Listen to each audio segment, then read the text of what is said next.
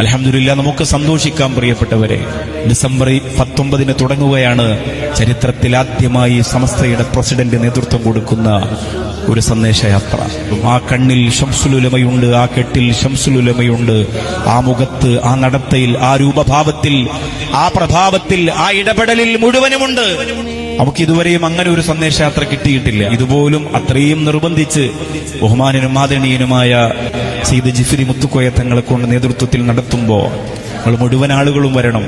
ആ പ്രഭാഷണത്തെ നമുക്ക് സ്വീകരിക്കാം. നമ്മുടെ ആയുസ്സിൽ നമുക്ക് അല്ലാഹു തന്ന മഹാഭാഗ്യമാണ് ഫെബ്രുവരിയിൽ നടക്കുന്ന 100ാം വാർഷിക മഹാസമ്മേളനം.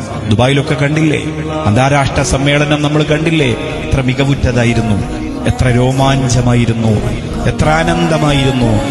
10,000 ആളുകൾ ഒരുമിച്ച് കൂടി തങ്ങൾക്ക് സ്വീകരണം കൊടുത്ത് തങ്ങളും തങ്ങളോടൊപ്പമുള്ളവരുടെയും ആത്മീയ പ്രഭാഷണം കർണപുടത്തിലേക്ക് ചേർത്തുവെച്ച് ദുആ ചെയ്ത് നമുക്ക് പിരിയേണ്ടതുണ്ട്.